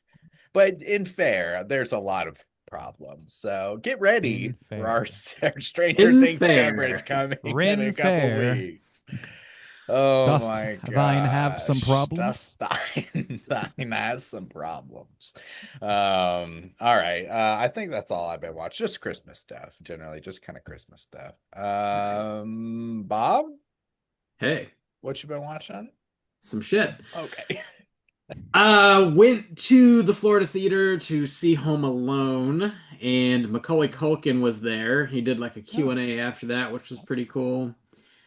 Funny dude, actually. Like he seems to really enjoy being known for that movie, and took a bunch of questions and was giving away some prizes to some of the kids in the audience and stuff. And so overall, just like very enjoyable, very fun. So yeah, if he ever comes to a town near you, I'd say it's worth checking out if you're a Home Alone freak. Cool. If you're freaky with it. Oh, freaky. Please baby. don't come if you're a Home Alone If you're a freak. freak. That I'm sounds like there's Actually, children yeah, present. that's, Let's not go pretty there. Problematic. I'm a freak. I I'm a bit of watched- a Home Alone freak. you know how it is. I don't. That's good. I'm glad. It's a test. Bob. I was just, love you. it's just He did- testing you. Speaking of Home Alone freaks, he did Yeah. say one of the little anecdotes he mentioned that I'll throw in here real quick is Joe Pesci, whenever they at the very end of the movie, one of the like freakier things that happens, Joe Pesci's character is like, I'm gonna bite this kid's fingers off one yeah. by one. And they were like running lines and like before they actually shot that scene, just running through everything, make sure everybody knows what they're doing. And he did end up biting one of Macaulay Culkin's fingers so hard that like he broke the skin and left a scar. So he's got like the scar on his finger from Joe What? Pesci's tooth from when he was a kid. Yeah. That's a bit of a Fucking- story. Fucking crazy. Joe It's a little Pesci, bit of a story that he can tell. turns out, Damn. is fucking nuts. That's weird. But cool. He's really cool. Bite kids. That's the message. Mm, Disclaimer: no, it is not the message. Just Nope. kidding. Don't do that. Bob, you failed the test. Don't do that. I I also watched. but my Tommy gun don't. Yeah. Give you to the count of 10. Caught Stealing. Watch that on Netflix as well. It's a new PTA movie. Randy, I think you mentioned you saw this too. I liked it quite a bit. It's fun. Yeah, It's it a was good fun. watch. Maybe not Now as that's like, a movie that washes over me, and I don't remember a whole lot about it. yeah, it's just kind of like a actiony, thrillery kind of joint. This guy's running all throughout New York City, uh, basically running from gangsters. Essentially, is what it's about. Not quite as layered as a lot of PTA movies are, but it's a pretty fun watch. So if you got Netflix, it's worth a gander, I would say. hmm Watched a couple other Christmas stuff. I threw on The Leech, which it's a relatively new Christmas movie. Maybe like 5 years ago it came out, something like that. If you want to get some more priest action in your life, it's a story of this. No, I don't. It's a movie about a Personally, Then priest. watch Fleabag. It's a I movie about a personally priest. don't want some priest action. Priest in Want a my little priest life. action, baby? Let's go. It's that kind of Friday It's the night. You just gotta get some priest holidays. action. Trying to get Nope. priested up. Nope, we're not trying to do that. Hey boy, let me confess. Nope. Yeah, The Leech is about a priest, and he comes across this homeless gentleman, and he invites him into his home around Christmas time because it's very cold and he's just got nowhere to live. And he, leeches off the priest, and shit goes kind of sideways. Jeremy Gardner plays the homeless man, funny Wow. dude. Uh, Worth a gander if you want something maybe a little bit different for a Christmas watch. Yeah, check it out. And also, I throw on Christmas Bloody Christmas again. I feel like I enjoy that movie like 5% more each time I watch it. It like kind of starts to creep up a little bit. It's a good time. If you haven't seen that, it is on Shudder, so it's easy to find, and it's like a Santa Claus Terminator coming to town, basically. Yeah. So It's low stakes fun. I enjoy it. it is, yeah. Low stakes for sure. That's what Shaboy Bob has been watching. Let's go ahead and jump over to our hotline screams. Hotline scream.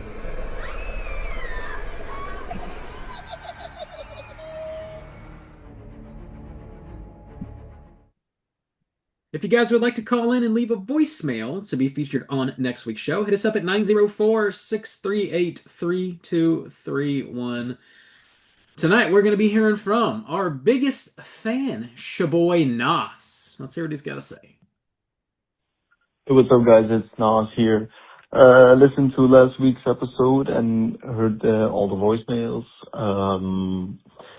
I'm answering the prompt from how did we find Street Chilling in our first episode. My first episode that I listened to was the Blair Witch episode. I came across you guys because I was planning on making a Blair Witch short movie. And I needed like information for about the movie. Like I love the movies, but I just needed more info. And I thought, let me listen to a podcast. Then I found y'all, and then really I forgot about making a short movie because I got intrigued by you guys. You were fun. You were doing goofy stuff even back then, and then also just really good information really about the movies, and the funny stuff with it that comes with it is like it grabbed me. And then from then on, when was that? What did I say? It was like, I think it was like February when I first listened. So in 3 months it will be a year, or 2 months I say. And as you saw in I don't know if you saw in the Spotify Wrapped, I listened to you guys 35,000 minutes, and I listened to 5 episodes in one day once. I got hooked on Street Chilling. It was crazy, and I listen to you guys every day at work because you have like more than 500 episodes, and then if you start, you need to listen to all of them, and then it's just Street Chilling is a drug.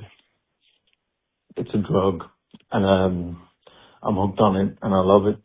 But yeah, that's really how I found y'all. The Blair Witch episode. Good episode, man. Then I listened to the second one, to the second Blair Witch movie review did. Also loved that one, and then so on. But now I'm really catching up. I'm like at episode 100, so that's 100 more I need to listen, and then I'm done going through the full catalog. Yeah, man, it's been fun. It's been a fun year listening to you guys. Really appreciate y'all. Thank you for making me smile almost every day. And yeah, I hope you have a good day, and love you guys. Bye-bye. Well, that's just real nice. Whoa. I didn't know. I mean, he said he forgot about it, but is Nas and like some kind of filmmaker or? I don't know that he's made it anything. Not that he's mentioned. Maybe he has. But I guess he never made that. I feel bad that Blair we Witch like short. instead of making something, he's listening to us. He did. If you want to give up on all your hopes and dreams, just listen to Straight Yeah, Chillin'. And they'll- We'll slide you into a nice clear rut for the rest of your life.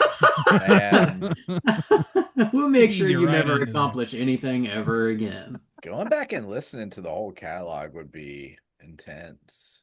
It's Yeah. a lot to do. Yeah, for I sure. mean, even 10 just 5 you could episodes in a do- day is what, minimum 10 hours? Like that's it's a about- lot. it's about 10 hours. Yeah.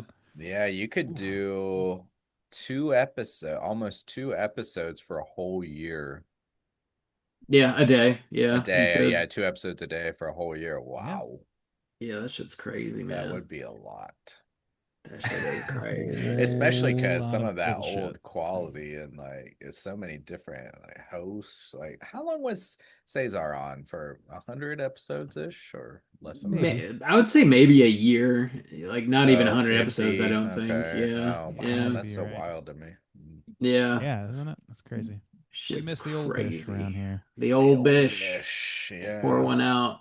Pour And one then out for actually, I mean, I Shaboy. guess like for Get a away from while, her, you bitch! if you start at the beginning, it's like 63 or something. And Mhm. then so up until episode 100 would also have Rickety and Drew Yeah. for a large part. Yeah, they would cycle Brad. in. I don't think they were on everything. Yeah, I think Yeah. Brad would pop in. And then Yeah. Brad, yeah, God damn, that's Brad was gonna on be for a good wild. long while there too. Oh my God. Yeah. Yeah. Crazy. The legacy of Straight Chillin'. And There's a just whole reminder documentary that- about I us know, I was about to also. say there's a whole documentary that's what Wow. 3 years old now this year. Yeah, episode See- 400 was when we put it out. So yeah, but 3 years. See, Yeah. Nas, instead of making that Blair Witch movie, you could just make the dramatization of the Straight Chilling story. I mean, It's time to start working on that second documentary. Oh boys. my Where are they God. now? where are they now? Oh, Same fucking chair. They won't shut the fuck up. My God. I had a Can't bunch believe of that came out 3 bonus years ago. footage that I was working on, I was going to release, and then my computer died. Like my Mhm. editing computer literally like died. I still have the footage, but not the project files where I was editing everything. So That maybe sucks. eventually, yeah. Damn, dog. I know That's that really crazy. does suck. Yeah. Fucking All A. right. Anyways, Hey, thanks for Let's calling, check Nas. out our documentary. Yeah, we got another voicemail while we've been recording. Can you play that? Right? It's from Miles, so we know it's I it's got it. good. Okay, yeah, let's go and hear what Miles has to say. Come on now. Come on. Play. Hey, what's up, guys? It's Nas here. Oh, That's Listen. Nas. Yeah, that's Nas. So, let's Hey, call what's it up, guys? again. It's Nas. I downloaded both Nas. All right, let's just play it straight off the vine here. Let's go. We're gonna play it. Oh, boy. What's up, guys? It's Miles here. I was doing a follow-up call because I know Nicole did a follow-up to my question about the horror noir. But I guess I'm answering my own question because I recently rewatched Kiss Me Deadly. I think you guys should definitely review that. One of you horror podcast people review that. I can't say why. It is very much a noir movie, but I think it would fit right at home on a horror podcast. And I haven't decided if I'm going to try to get a U pick in January. But if I do end up trying and getting one, I think that'd probably be one that I would pick. Yeah, I think that would fit right at home on a horror podcast. Don't look, if you haven't seen that movie, don't look anything up about it, because it has some real good, like, twists and turns. But yeah, would fit perfectly at home, on a horror podcast. And it's always on, like, the top 20, top 10, like, best noir films of all time. And then Nos asked about straight chilling tattoos and where you would get one if we were to get one. I don't have any tattoos. I don't really plan on getting any tattoos. But I guess to answer that question, if I had to get a straight chilling tattoo, where would I get it? Nowhere that potential employers would see, definitely. Especially if you guys get canceled. I don't know what Bob's up to. You know, I can't have that showing and then, you know, go and try to interview for a job. But yeah, that was, check out, Kiss Me Deadly. Yeah. Really good, noir movie that would fit perfectly in line with, horror fans. So yeah, check that out. All right. Take care. Man, I would love to do some noir. Yeah, that would be content. awesome. Yeah, especially Especially since we Kiss can Me come up Deadly, with a 'cause it's- lot. Because it's clearly named after that Real Big Fish song. So Whoa, Yeah. clearly. right up my alley. If you haven't been listening to the past episode or two, we've been talking about horror movies that cross over with film noir and like trying to find a good mixture of those two subgenres. And it sounds like Miles may have cracked the code here. And maybe we'll talk about it if Miles ends up getting a U pick. That'd be cool. I've never heard of that movie before, so I'll not Yeah. look Like into Nightmare it. Alley's pretty up. Yeah, Yeah, that- sure. We did cover that one. Up that Nightmare Alley. Whoa. Right up there. Now, Yeah. one thing to spin off the tattoo idea, here's something I was thinking about too, is Body we asked modification. where would you get the tattoo, but I want to know what design you would want, because maybe the lack of straight chilling tattoos has to go to, we need more design options. So Randy, we might need to get that one off, but also do some more work. But also here might be a sneaky straight chilling tattoo. If you want to get a bottle of soju or some kind of soju spin-off tattoo in dedication to me, then that could be Bottle of soju, and considered underneath it just a says the straight man. chilling tattoo. So I want to know what kind of straight chilling tattoo design you would get, not necessarily where you would get it, but what design would you get? Or what line would you want? Yeah. Like, I don't know if you want to do a quote or something. And or like maybe an in if- joke. maybe just this is right here live on the show, if there's enough money left in the straight chillin' fund, maybe we'll give out a prize package to have one person get a straight chillin' tattoo if they commit to Boy, we're it. really just Yeah. leaning in right now. We This is, will pay something that for is- you to get a dedicated soju tattoo on your inner thigh. We if gotta you- check the funds and see. Oh, okay. It's the gonna get time solid of year 1-star where we're tattooed making on my ass dreams crack. come true. Okay. It's gonna If be, you it's gonna have be a my tramp plan- stamp, solid 1-star. And you want to solid ones. It's got a little star right on your tailbone.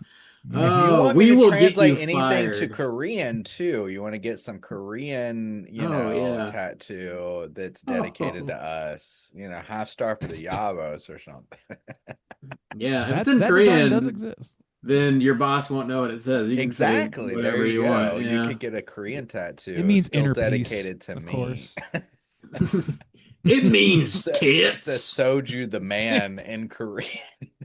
Soju the Soju the man. So just throwing that out there, just throwing it out there.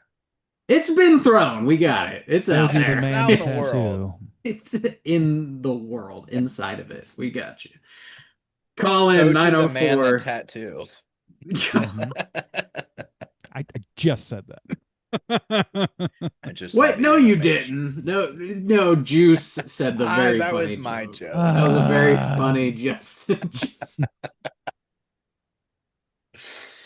Oh, call in 904-638-3231 to be featured on next week's show. Tell us about straight chillin' tattoos or whatever.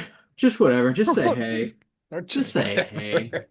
Whatever. Tell us how your day's been. You know? Say what's up. Just Just, you know, Is that woman Just, you know. trying to do your check in with head You know what to do. We'll be back next week with a brand new show. As always, we're talking about another remake of Silent Night, Deadly Night, the new one in theaters Another right one. now. God, what is this? The third remake? Second remake, I Second believe. reboot. Well, yeah. remake. Okay. The seventh in the franchise. But also, too, wasn't there some Is that right? Silent Night? Yeah, I guess oh it's no, right. that was Silent Night. There's one no, called no, just Black Silent Night. Christmas. That I'm was the thinking Black first Christmas. reboot. Okay. Okay, yeah. Yeah. Okay, The yeah. first And we did remake review is Silent Night. which Yeah. was bad. And this has got your boy Rohan Campbell. Kyle is this? Cunningham. Corey Cunningham. It doesn't Corey matter. Cunningham. Kyle.